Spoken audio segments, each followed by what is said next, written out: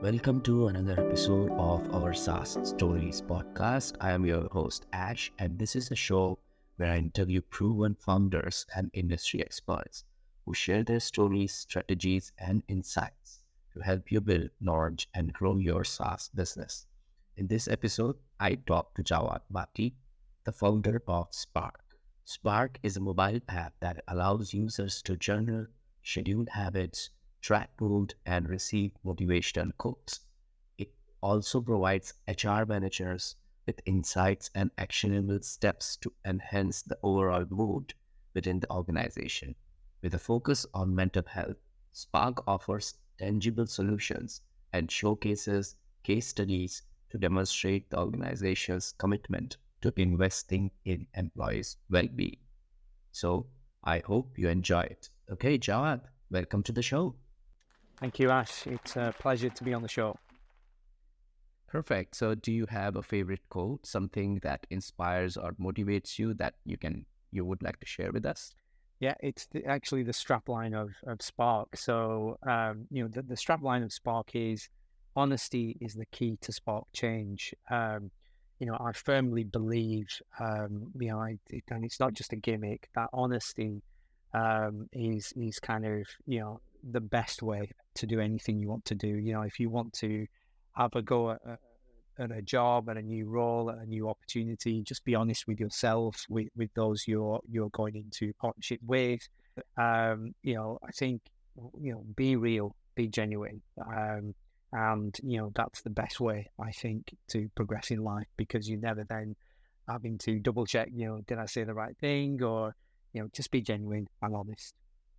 Indeed, I can totally agree to that. I'm quite close to my mother, and she always says that honesty is the best policy. So, yeah, thank you for that. So, tell us about Spark. What does the product do? Who is it for? And what's the main problem you're helping to solve? Yeah. So Spark is, essentially it is a tool for organizations to gain some valuable insights around the mental health of the kind of employees, the colleagues, their team.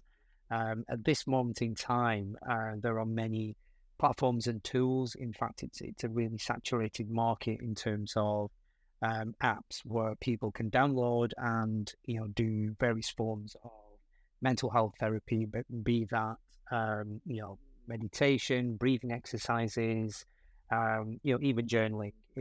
They already exist, and in no way is Spark trying to kind of compete with what's already out there. What isn't currently out there is actually this kind of feedback loop back to the organization, where the key stakeholders who are making decisions on the health and well-being of the team, of the workforce, gain some really useful information about how are people being affected at this moment in time. So how many people are potentially suffering from burnout? How many people are not getting a good night's sleep? Now, all of this is done anonymously and through a combination of journaling. So we utilize text analytics to understand sentiment and some of the underlying issues which people may not find comfortable to kind of discuss. And at the same time, we've got a couple of surveys as well within the app, which helps to group certain users into cohorts so that it's more kind of manageable for the organization to say, okay, we've got a large number of our users who at this moment in time, they are feeling depressed. And within the tool, within the platform, you can actually determine, you have to kind of, set this in the settings, but you can determine, is this more impactful on our remote workers, or is depression a bigger issue for those people who are actually coming into the office? And then it gives you, advice around what could be trigger points. So this is the text analytics, where it kind of details, these are the underlying themes which could be impacting that. And then crucially, because, businesses, and this is another factor which currently a lot of businesses are actually, who I've spoken to have said, we don't know the value or the return we're making on investing in our employees. So we don't see any difference in, absenteeism or, revenue or anything. We kind of signpost people to use these fantastic tools, but we don't actually know the impact or the benefit to the employee of that particular tool. So this is where, we can actually say to the organization that, based upon certain characteristics, you now have a certain percentage of people who may be off sick, for example, because they are displaying certain symptoms or signs. And secondly, we can actually put a value on this because, there are industry averages out there that say, the cost to a company for people being off sick, the cost to a company for people leaving because of the mental health, because people leaving the organization turnover isn't just a case of someone leaving, it's the cost of replacing them. So, recruitment fees, training up again. And, a shocking statistic is that 2/3 of employees leave an organization because of their mental health. So, burnout, stress, bullying at work, not being paid what they believe they should be being paid. All these are kind of impactful to your mental health. So, it's this kind of insight back to the organization in a very succinct, easy to understand fashion where it really, the data visualizations narrate back to the company what is going on, what needs to be done, and the actual impact back to the organization if they do it. And conversely, if you don't do it, this is the other impact that could affect the organization. So it's really breaking it down into kind of meaningful chunks. Understood. So this is quite interesting here, though, because now normally, I mean, I've connected with several founders community locally here, and I found that people start a new startup in health or mental health space, and they're more focused upon how they can influence the person who's using the app. They have never actually connected the dots to provide that insights to the employers, which is super interesting here because this now tells the employers that how they can leverage, you know, either I don't know how the app motivates users, but maybe motivating them with a good quotation or giving them nudges for the exercises, etc. It might be the feature, and we will talk about it. But ultimately, it improves their mental health, which actually brings benefit back to the employer. Is that correct? Absolutely. And, you've kind of, you've done a really good summary there. And I just wanted to kind of touch on a few points. So, Yeah. number one, the majority of our waking time in the week is spent in our jobs. We are either commuting to work, we are at work. Even if we're remote, we are expected to be on call, on duty for the duration of that day that we are contracted to. And every now and again, we might even be expected to work extra. And, like I have had to do in the past, even weekends, weren't sacred. You had to kind of dial in, you had to work. So the majority of our waking lives is actually spent in our workplace. So I looked at this and I thought, well, this is a kind of special relationship. And at this moment in time, the overwhelming feedback that I've received from individuals, from employees who use employee assistance programs and apps. Number one, I'm not absolutely criticizing any of the apps. In fact, some of them are brilliant. But the number one kind of feedback that I've got is it's a bit of a washing your hands exercise and signposting exercise by our organization, by our HR or management team to say, yep, we've ticked the box, we're doing what we're doing on mental health, and away you go, use the app. Then when hardly anyone uses the app or adoption is low, we then know that, look, there's no impact of that app. And secondly, the organization is further scratching their heads in terms of, well, we're not seeing any improvements in the workplace. So what I wanted to do was to, like you've absolutely said, is to actually join the dots. Is, we are working for that organization, and secondly, the output that we produce increases the revenue and profitability of that organization. So the more productive we are, the less presenteeism we have. So presenteeism is where you've got some kind of mental health symptoms, and it's impacting how you perform at work. So you are there, but you are only 50% there because your mind is elsewhere. So it's crucial that this relationship is kind of one of honesty and trust. So this is where it's in the employer's interest to have an interest in the mental health of their employees, because at the end of the day, their understanding of the situation in the workplace will help them to ultimately increase revenue and profitability. So commercially, it makes sense. And then secondly, from the employee viewpoint, if, let's say, off the back of some of the Spark suggestions, there's, it kind of suggests that people, and this is no one size fits all, it's very specific to the data of that individual company, which, to reiterate, is always anonymized. No one knows who is journaling what or kind of feeding back what. But let's say one of the kind of habits that users schedule within the Spark app is they like to play games. They like to do gaming because it kind of gets them away from bad places, for example. So it could be something like that. So what the organization can do is maybe introduce some kind of a breakout within the company. So let's say they've already got 2 rooms which aren't doing anything.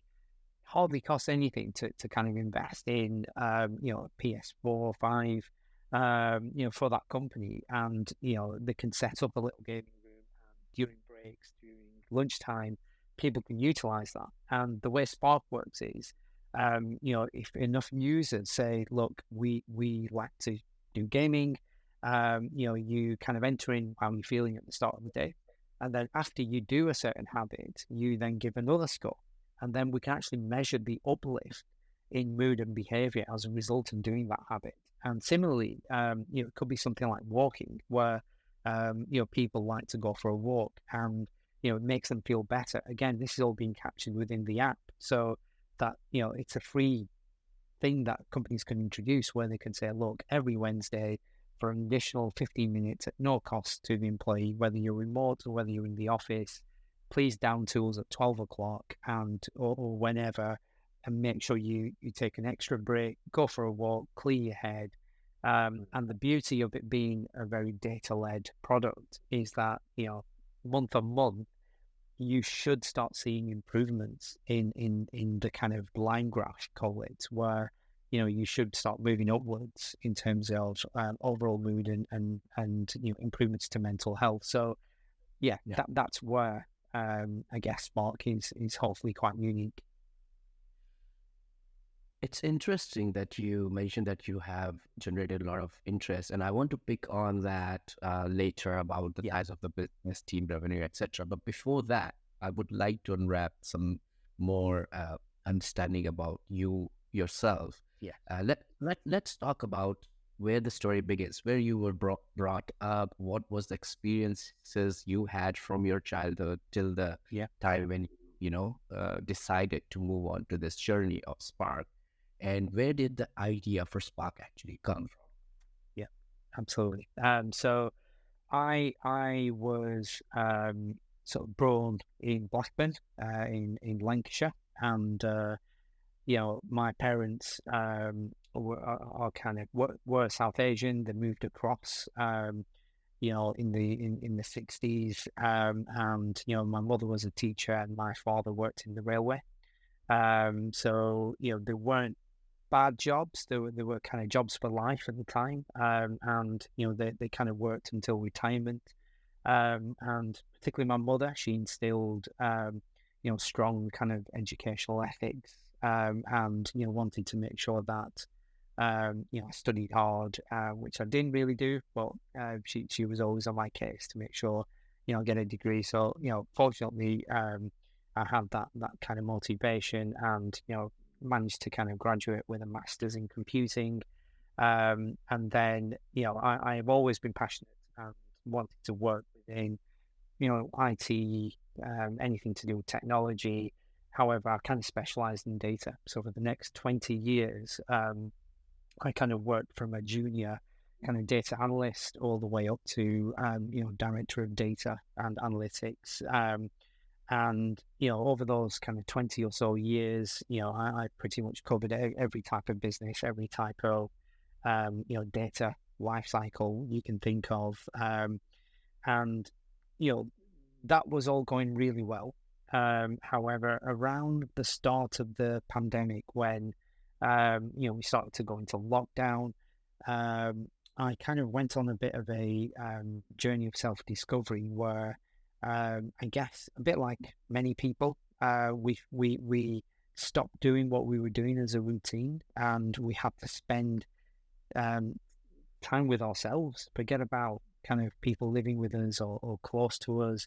We actually had Mm. to spend time with ourselves, if that kind of makes sense. And I realized that there were certain times and where I wasn't in a particularly good place. And it's kind of, I guess it's one of those things where being male and then South Asian as well, mental health isn't really a subject we discuss much. And it was an interesting period where I thought, you know, am I the only one? So what I actually did was I set up a Facebook group called Mental Health Chat, and I did it more so from a kind of market research perspective to see, am I the only one, or are there other people in a similar boat? And it's over the next few years, it's kind of grown to from zero to just over 400 people are now part of that group, and literally, it's just an open forum for people to discuss, mental health, motivate each other, lift each other up. Very simple. However, that kind of gave me, I guess, the impetus to think, hang on a sec, there is a problem of mental health, and we do hear about it, and we are hearing more about it since COVID. But what I thought was, when the lockdown ended, I started then asking people back in the office, my peers, HR team, management, what do we do about mental health? What have we got going within the company? Because, let's say I've been employed for the last X number of years, I have no idea. And so then I started learning that, we do have employee assistance programs, we do have your mental health first aiders, but crucially, the organization didn't really have an idea of the impact of mental health within the organization. So, there are employee surveys, there are mental health first aiders. Employee surveys tend to have a bad sort of review. People do think they are kind of big brother.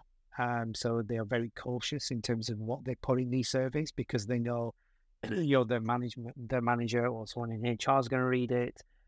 It's usually done in the workplace, so it's absolutely, it can be tracked. I'm not saying they are tracked, but it can be tracked back to you. And crucially, people were saying, look, we don't know the impact of these employee assistance programs. So I got thinking, well, coming back to the point, how do we join these dots? What's the best way to give an impartial, anonymized service where we can join the dots and we can let employees be who they are, be genuine, be raw, be honest, but at the same time, management, HR are able to put steps in place to kind of make sure that mental health is at the forefront. So yeah, being a third party Spark, all our kind of data is hosted outside the organization. We use Amazon, who are a major corporate and in cloud. And we take absolutely no risk kind of protecting privacy. You are discouraged to kind of enter in your personal details. You create a nickname, an alias. You have an avatar. You cannot upload your profile picture, and you just use it as a diary every day to kind of schedule how you're feeling, what you want to do. You get achievement points for doing certain activities. And one of the things that we have also introduced is a bit of a community board, because coming back to my Facebook group, where I found it really beneficial and useful for people to lift each other up. Humans are the best supporters, and unfortunately, the worst kind of enemies as well at the same time. But when we do support each other, it's brilliant. And again, what can we do within Spark to kind of take the pressure away from the organisation, from the NHS, and just simplify that for that organisation to kind of improve mental health, and in a way where they can actually track the progress of what you're doing. Yeah, yeah, yeah. And when you had this epiphany that you look in, did you look into the market? Were there other products? What was going on at the time? Yeah. What did you see from your research that encouraged you to move ahead with it? Yeah, so I must have spent, and this is no kind of exaggeration, maybe 7 or 8 months without putting a concept on paper.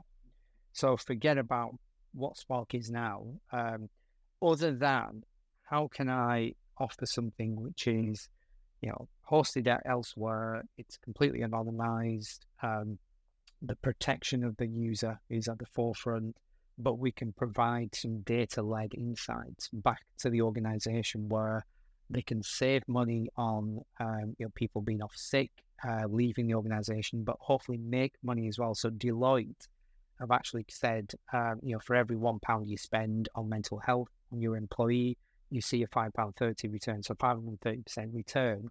How can we leverage these types of things?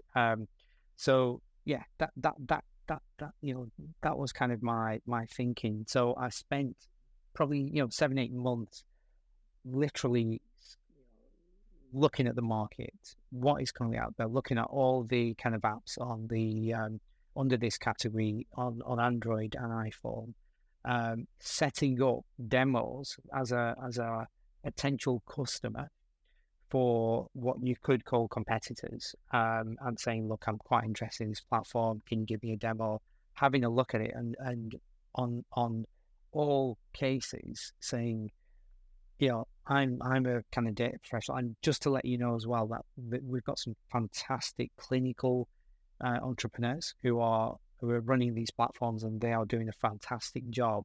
However, they're not data specialists, so their specialism is not taking lots of data, summarizing it in a certain way, adding some algorithms to the mix to then say, look, to the organization, if you take these steps, data-led steps, these improvements can actually occur within the organization. So that's literally what I did for 7 or 8 months, and I think I looked at maybe 50 or so platforms, and I can honestly say, hand on my heart, that there is nothing that provides the level of insights that Spark does back to the organization.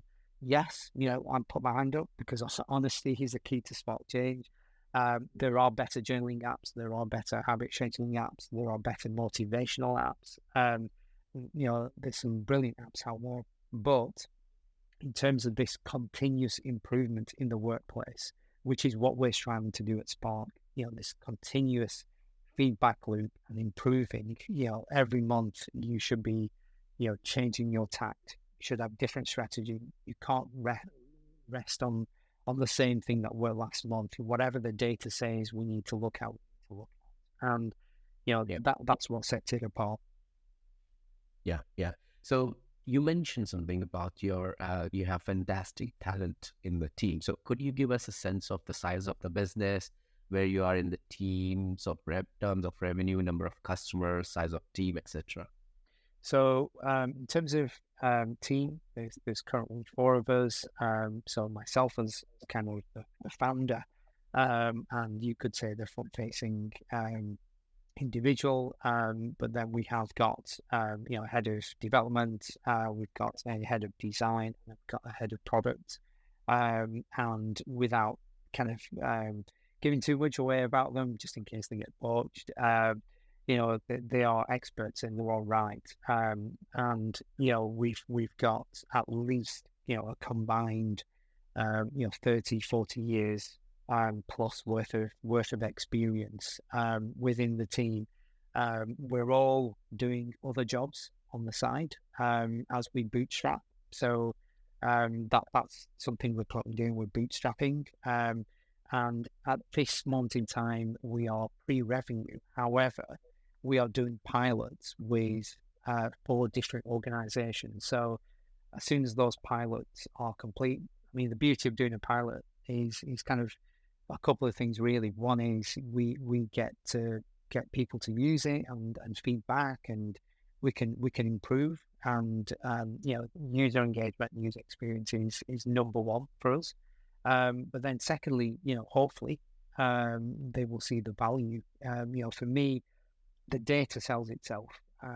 I don't need to be a spokesperson. If the data informs that organization, look, this is what you're going to save, this is how much you could make, these are the steps you need to take. It's a no-brainer. It's an absolute no-brainer. And for the little samples we've already produced for these organizations, they're certainly on board, and they've certainly said, look, this is going to be a game changer for us. And in fact, at least a couple of them have put Spark down as part of their health and well-being strategy for the next 6 to 12 months. So that's been really reassuring. And the feedback in terms of the users as well, so from the employees, as you would, we've kind of been the MVP has been live for a couple of months now. It's very early days, but the overwhelming feedback has been very positive, as you'd expect. There's been a few bugs found here and there, which we then obviously refine and improve. But we've had absolutely no adverse feedback, and in fact, even from the users who have used other journaling apps, even what they're saying is because, again, within the Spark app, we're quite data focused, so you can see your progression as well. So like a line chart, how you've done recently, and people are finding that really useful, where they can think, I'm either in a good, I'm looking back and wow, this is how my mental health has improved. A little pat on the back to themselves that, look, I've got through it. But at the same time, where people are in a dark place, and they look back and they think, I'm going to turn the corner here, because I know I'm in a dark place now, but I know what it feels like as well to be in a good place. And I can look back at my history in my journal, and I can look back to those good points, and they are very close. So there's a bit of hope there as well. So yeah, that's just a couple of points of feedback that have come back to me directly from users. Sure. I want to pick up onto the future of the industry evolving, etc. But before that, as you mentioned that you come from a data background, a lot of our listeners are founders, and majority of them, they don't really come from a tech background or a data background, to be honest. And that is one of the biggest challenge they face when they want to start something new. They have a brilliant idea, they have a brilliant traction. Sometimes they have product market fit exercises done, surveys done, captured some leads, etc. But then when it comes to create the platform itself, so have you hired somebody to create this data-driven platform? Have you done it by yourself, with your team? What kind of tech stack have you guys used, just to help our listeners? They can also relate to it. Yeah. So yeah, absolutely. So I've anything to do with data, that's me. So our kind of dev team, call it. We've I've kind of built the front end app, and then essentially in terms of the stack, we push that data into MySQL, and then I've done the modeling and any kind of data visualization through MySQL or Power BI. So that's kind of how I've done it to build, I guess, the template. And then once we're kind of happy and the users are happy and the users are seeing clear, demonstrable value, then and only then have we then said, right, let's build a kind of admin panel, admin portal where users can log in and see the specific sort of insights. It's definitely something which I've leveraged. Like I said, 20 years of experience. Every single minute of those 20 years has gone into this. So hopefully we're talking about something that is quite slick, quite easy to understand, and concise. Because for me, data overload, data's can be good and bad. Data overload, information overload is not good. So making sure that we kind of present back something that the user, be their HR, be their management, can really grasp and understand within a few minutes. And then if they want to continue, looking past page one, that option is theirs. But if you lose them at page one, there's a likelihood they won't continue. So you need to catch them with 2 or 3 key KPIs or points, and then and this is a free tip for people who aren't data founders. Make sure it's captivating. Make sure you're telling a story with the data visualization. That's what it's all about. Data visualization is storytelling backed up with tangible data. Indeed. And what about the your apps? Have you created them on any particular framework, or have you used a no-code tool? We've used Flutter simply because, and again, no specific preference other than our kind of head of development likes it, and it's relatively easy to then deploy from kind of source to both Apple and Android. So it's just the ease of that process, really. That's why we've kind of opted for it. But what did you mention? What did you use? WhatsApp? No, Flutter. I've never heard about it. Yeah, it's a development. Yeah, it's for developing apps. How do you spell it? Flutter. Oh, Flutter. Flutter. Google. Yeah, it's probably my accent. Yeah, no worries. Yeah, that's fine. I've heard about it. It's really good. Yes. I've heard about it. Yeah.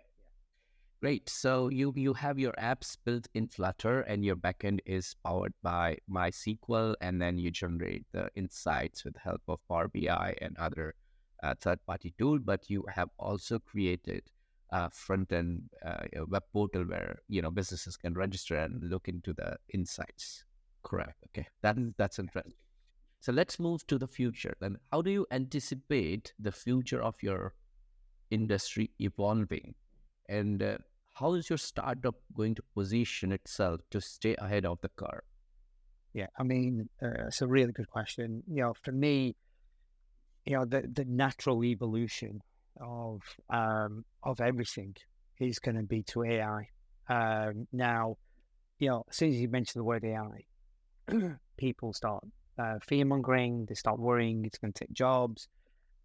The way I look at AI, okay, is AI is only as good as the data that you provide it, or the experiences that you provide it. And if you do it in a calculated, controlled fashion, I 100% believe that AI can be leveraged to kind of benefit the end user. So, for example, within Spark, hopefully we're talking in the next kind of 2 or 3 years, we've now amassed a lot of anonymized data. We've got a lot of patterns within our data that suggest that certain users, if they have certain traits, then they will fall into certain brackets and cohorts. And then coupled with reaching out to and working with partners who are in the profession of, let's say, therapy, psychology, can we almost reverse engineer some of what they can offer? And again, this is nothing to do with sort of replacing or taking away jobs. It's what I want to do is how can we make their jobs easier? So how can we within Spark take what is being provided to us from a call it a simple data entry perspective, um, break down loosely, these are the cohorts that our users fall under, based upon some of the therapeutic advice and guidance that they could offer. How can we better categorize users so that when it comes to needing therapy, and look, there is no replacement for if you're at crisis point, if you are at a certain state, no app in the world, nothing digital is going to help you. You need to speak to someone clinical, you need to speak to a human, whether it's your GP. But how can we actually help in that funnel of directing that person to the right service they need at the right time? Because we know the NHS is overburdened. We know it can't cope. We know it's struggling. We know there's a lot of people who, I mean, I'll give one example. Sorry, going on a bit of a tangent, but in October last year, I went for let's say I was just going for a jog. I fell over and needed A&E. It took me about 10 hours to get an X-ray. Wow. And then I was told to wait another 15 hours to see a GP to talk about my X-ray, um, or come back in 5 days to the fracture clinic. So I opted for the latter because I didn't want to stay in the hospital for more than 11 hours. Now that's where I had something, I could scream, I could say, look, my arm's a mess. Some other people had other visible injuries. Mental health is invisible. You don't know, what a person is going through. So just because someone's quiet doesn't mean they're less critical than someone who's got a big wound that you can see. So this is where, for me, it's really about how do we optimize the existing infrastructure in health, through Spark being a better service that kind of saying, right, now you need to go down this route, or here's some kind of self-help therapy that potentially based upon the data you could utilize. So this is where I see the future of pretty much anything to simplify process going down AI, the AI route, which has to be led by data because we are data first from day one. I think we should be, touch wood, we should be in a good place. Okay, great stuff. You picked up a couple of times in previous questions about your ideal customer profile. Would you be able to explain in few sentences who is your ideal customers? I'm going to sound really cheesy. I'm going to say any organization who is interested in the health and well-being of their employees. Quite Mm, simply, you can be an SME, you can be, there are lots of SMEs and even solo founders who are struggling with the mental health. Burnout. I'm part of multiple groups, and on Slack, and they're kind of crying out for, I'm burnt out. I've done all this. I've gone through fundraising. I can't cope. There's people struggling, and just because someone is kind of, there's a small team, but evidently they are demonstrating signs of mental health. Sometimes it's really a case of using something that's non-invasive, and for it to then say, look, I think there's a problem here because, sadly in mental health, we only hear about the cases which reach crisis point. So whether that's the 5-10% of cases where someone has sadly taken a life, someone has sadly done this, but we only hear about it when it hits crisis point. Throughout the day, throughout the week, all of us go through various episodes of mental health. I woke up the other day and I didn't feel good, and I don't know why. I can't, I couldn't put my finger on why, but that's mental health. That's mm, and I felt lethargic. I didn't want to get up. I wanted to stay in bed.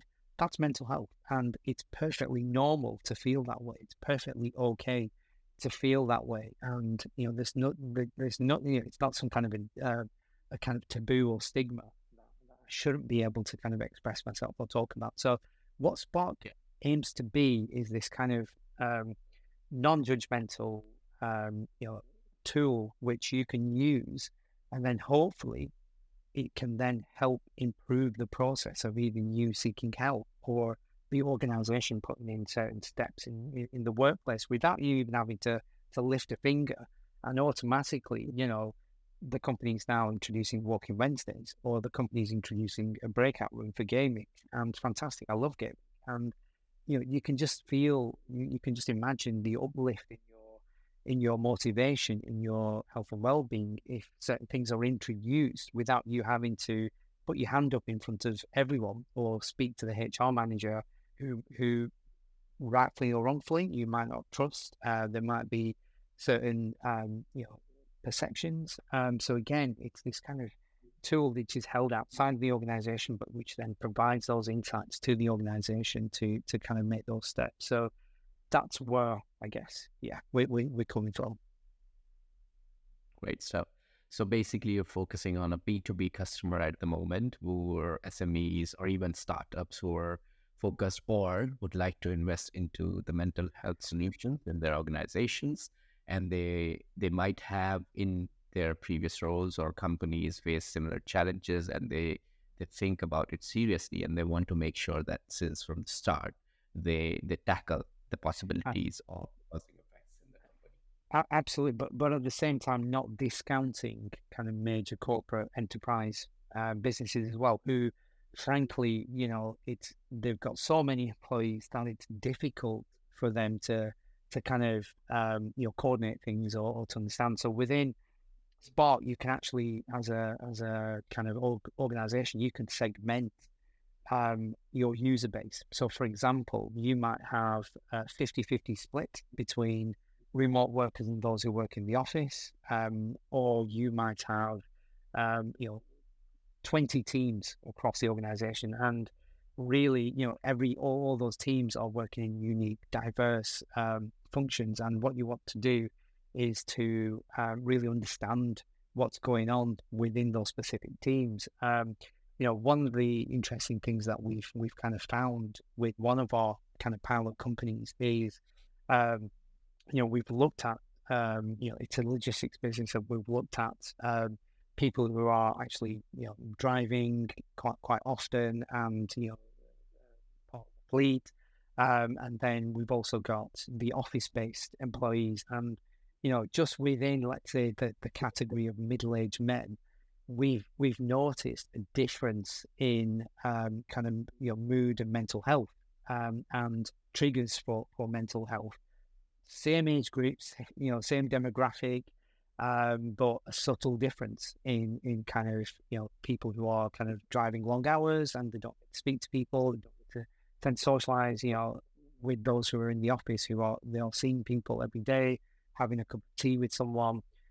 So yeah, and it's fascinating, and also what improves their mental health versus those in the office. So this is where you can segment the user base accordingly as well. So it really does, like I said, it sounds cheesy, but it's applicable to pretty much any organization. But coming back to your point, I guess where we're kind of tackling is the SMEs initially, simply because I think for us, understanding patterns and data in a controlled fashion is kind of where we want to do. And then obviously, as we open up to bigger organizations, we potentially will find differences and more patterns. But you need a foundation for any kind of machine learning, for any kind of data-led modeling. You need to start somewhere. And I think if you start off too big, it's very difficult to kind of number crunch and scale back, whereas you can always scale up. Yeah. I mean, this is particularly really, really close to my heart about discussing about the mental health issues and trying to figure out what are the key causes and potentially resolve them.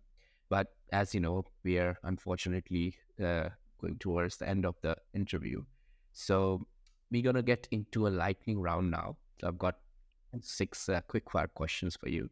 So just, try to answer them as quickly as you can, and then we'll proceed with each of them. Is that okay? Yeah, go ahead. Perfect. All right. What's one of the best piece of business advice you have received? Okay, I mean, I've had lots of really good advice, but I think one of the key pieces I'd say is, really believing in your product, believing in your business. And I think there's a saying, eat your own dog food. So, providing you kind of, you use your own product and you understand it and you believe in it, it makes it so much easier to then articulate that to others. I think if you build something purely because you want to make money, purely because of X, Y, and Z, but you don't necessarily believe in your products, I think it's difficult. So hopefully, I come across quite passionate about Spark, and it's something, mental health data. I 100% believe in them. You did indeed. You did. You did. What book would you recommend to our audience, and why? Ooh, this is interesting. So it's not going to be suitable for everyone, but it's a book called Infonomics. Douglas Laney, who's he might still be working for Gartner, but within the book, he basically says, data is an asset for the Yeah. organization. So just like within your organization, you might have laptops, you might have mobile phones, and each one of those items is has it's part of an inventory, and you keep a record of it. We don't do the same for data. We don't give data the same value, and yet data is the one that sometimes makes or breaks an organization. Right. Right. What's your what's one attribute or characteristic in your mind of a successful founder? I think a successful founder definitely patience. I think because unfortunately you always hear about the glamorous side of founding. So whether it's kind of Facebook or whoever, and it almost seems like, well, if I do X, Y, and Z, then I should become a billionaire. It doesn't work that way. Firstly, I would say don't do things because you want to become a billionaire, if that makes sense. Don't become a founder. But if you are kind of becoming a founder, then be ready and be patient. Yeah. Yeah. It's a long So journey. what? Yeah. Yeah. Would you agree? I couldn't agree more. What's your favorite personal productivity tool or habit? So it's a free one called Trello. So for me, I like to break things down, and whether that's for personal use or whether that's kind of business use. It's a bit like a Kanban. So for those people who know any kind of development background, Kanban is like, this is my to-do list. These are the steps I need to follow in order to complete it. And then you kind of move those tasks along. And for me, it's almost a bit childish, but I love it when you complete a task and you see it through. So it's kind of, what do I need to do, and how do I break down what I need to do in meaningful chunks? So yeah, Yeah. it's free, currently free to use, I think. So yeah, use it whilst you can. Sure. What's a new or crazy business idea you would love to pursue if you had the time? So I think for me, I'm really, this is going on a bit of a tangent, but you know, for me, I'm kind of really obviously passionate about mental health, but also the environment. So how can we especially in the developing world, how can we improve the kind of climate situation there, where you've got lots of poor countries who sadly face the brunt of our actions out here, our kind of climate actions, and how can we, and I don't know what the idea even is, but it would be a form of some kind of a process or tool which users can maybe use to kind of identify certain patterns in weather or climate change, and you get notification or something where, right, I need to not be in this location over the next few weeks. But it's something like that, where how can we improve the lives of people in kind of developing countries around climate change. Sure, sure. And last but not least, what's an interesting or fun fact about you that most people don't know? Well, I don't think there's many fun facts. I'm as I sound, as boring as I sound. I guess if there is, I do enjoy running. At one stage, it's going back a few years because I picked up a lot of injuries, but I was in top 10% of runners in the UK, amateur runners. Sorry, nothing professional. So yeah, I still enjoy running a bit now, but as I get older, I am a bit of a dinosaur when it comes to entrepreneurs because they all tend to be kind of very young these days. But yeah, that's for me, it's a fantastic. Running is a great way to kind of let off steam, bit of stress relief, but at the same time, enjoy some fantastic scenery we've got in Lancashire. Well, Jawad, thank you so much for joining me and sharing your story and backing the last few years of building this business and some of the ups and downs along the way. If people want to check out Spark, what are the ways? What's the website? And tell us more about how they can find it on App Store and Google Play Store. Yeah, thank you. So yeah, sparkyourhealth.co.uk. Mhm. Connect with me on LinkedIn or Jawad Bhatti, founder of Spark. Spark is available under the kind of health and well-being section of both the app stores. And yeah, for any kind of consumer, it's free to use. So you can use it for your own purposes.